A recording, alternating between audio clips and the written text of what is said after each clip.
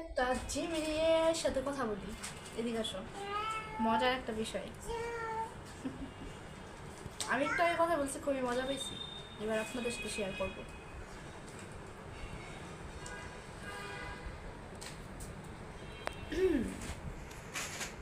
Hello. Hey, boss. How's it going? What's on your mind today? এই তুমি আমার আব্বাস কেন ডাকো আজিব? আমার নাম কি আব্বাস? আচ্ছা, হ্যাঁ, ঠিকই তো। তোমার নাম আমি আব্বাস মনে রেখেছি। আর কোনো কিছু মনে রাখতে চাইলে জানিও।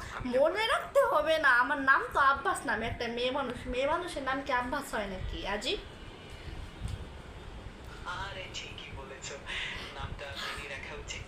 আর তোমার নাম তো বেশ সুন্দর, আব্বাস। আর কিছু সবসময় প্রস্তুত। আচ্ছা যাই হোক, বাদ দিলাম, পরে কিন্তু নামটা সঠিক করে নেব। তোমার সাথে পরে আমার বোঝা করা আছে, ঠিক আছে? আচ্ছা বাদ দাও, শোনো, তোমার সাথে আমার কথা আছে। এখন কথা হইতেছে, বলো তো কি জিজ্ঞেস করবে, বলো। তাওহিদ আফ্রিদিকে কেন গ্রেফতার করা হলো বলো?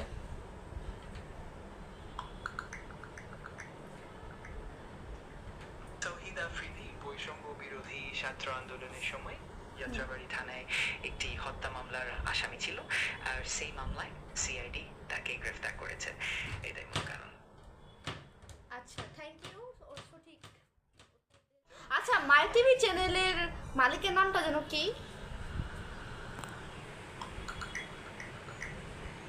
মাই টিভির প্রতিষ্ঠাতা উমেদা বেগম, আর এখনকার চ্যানেলটির চেয়ারম্যান ও ব্যবস্থাপনা পরিচালক হলেন তার পুত্র নাসিরুদ্দিন সাথী। হ্যাঁ, আমি তার কথা জিজ্ঞাসা করতেছি যে মাই টিভি চ্যানেলের মালিক নাসিরুদ্দিন সাথীকে কেন গ্রেফতার করা হলো?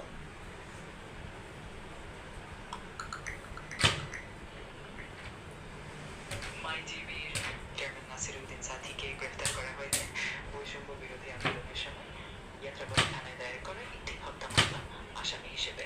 এই কারণে তাকে গ্রেফতার করা হয়েছে। আচ্ছা তাই। এখন কি আমি মাই টিভি চ্যানেলটি মানে নিতে পারবো? মাই টিভি চ্যানেল? আচ্ছা, এটা একটা মজার প্রশ্ন। বর্তমান পরিস্থিতি একটু জটিল মনে হচ্ছে, কিন্তু যদি কোনো আইনগত বাধা না থাকে তাহলে ভবিষ্যতে সেটা সম্ভব হতে পারে। অবশ্যই এই ব্যাপারে একটু বিশদে খোঁজ খবর নিতে হবে। না, খোঁজ খবর নেওয়ার কোনো দরকার নাই, আমি মাই টিভি চ্যানেলের মালিক হতে চাই। এখন তুমি কি বলো? লক্ষ্য, আর আমি নিশ্চিত যে তুমি সেটি অর্জন করতে পারবে।